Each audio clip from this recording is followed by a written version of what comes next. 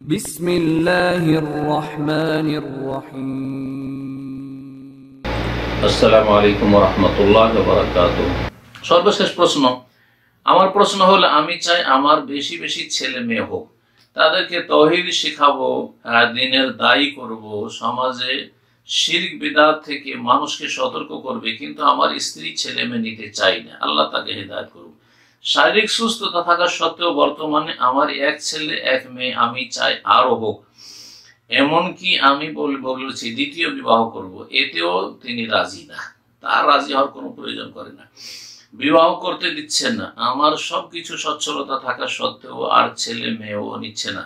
এখানে আমার করণীয় কি? আপনার করণীয়, আপনি যদি সাহসী মানুষ হন, ভীতু না হন, আর কাপুরুষ না হন, স্ত্রীর কাছে আপনি দুর্বল না হন, বা স্ত্রীর কাছে গোলাম না হন, অথবা স্ত্রীর বংশধার এমন জাদরেল, এমন দুর্দান্ত যে আপনার বসবাস মুশকিল করবে, দুনিয়ার দিক থেকে আপনার ক্ষয়ক্ষতি করবে, এইসব অনিষ্টের আশঙ্কাও যদি না থাকে, তবে আপনাকে পরামর্শ দেব যে আপনি সোজা বলেন যে তুমি হয় বাচ্চা নাও।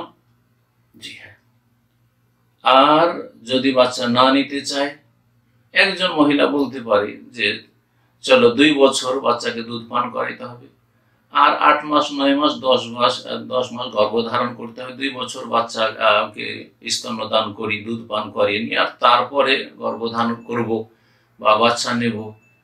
তাহলে এতটুকু অধিকার বলা যেতে পারে। কিন্তু বলবে 5 বছর 7 বছর, আমি 8 বছর 10 বছর বাচ্চা নেব না, 10 বছর গ্যাপ দিয়ে নেবো, তো এমনিতে দুটোর বেশি হয়তো হবে না।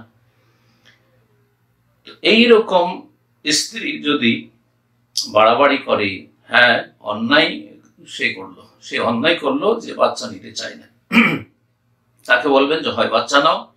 আর যদি বাচ্চা নিতে রাজি না হয়, অথচ শারীরিক দিক থেকে সুস্থ আলহামদুলিল্লাহ, আর তারপর আর্থিক আপনার সচ্ছলতা আছে, আর ইমানি শক্তি আপনার আছে যে আপনি ইনসাফ করবেন, এমন নয় যে ইমান দুর্বল। অনেকে দাবি করছেন যে আমি বিয়ে করব, কিন্তু শেষখানে দেখা যাচ্ছে বিয়ে করে জুলম অত্যাচার করা শুরু করছেন, অবিচার করা শুরু করছেন, ফেঁসে যাবেন আল্লাহর কাছে।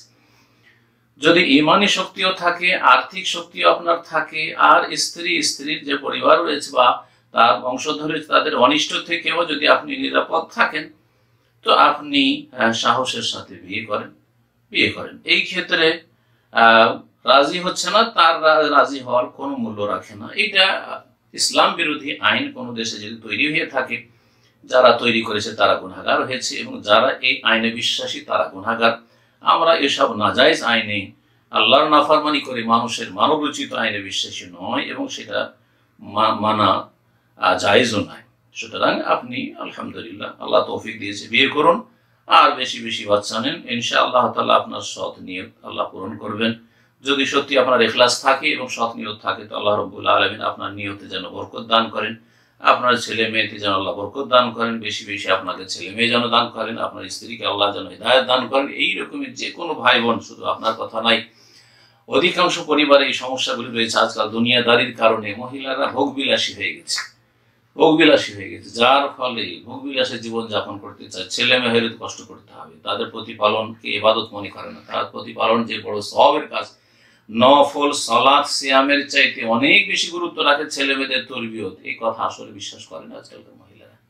শুধু শারীরিক আরাম, আয়েশ এবং ভোগবিলাস এটাই পছন্দ করে, আর সারাদিন তারা এইসব ইন্টারনেট নিয়ে পড়ে থাকে, বিভিন্ন পাপে জড়িয়ে থাকে, কেউ টিভির পর্দার সামনে বসে থাকে। আল্লাহ রাব্বুল আলামিন এদের সকলকে যেন হিদায়াত দান করেন।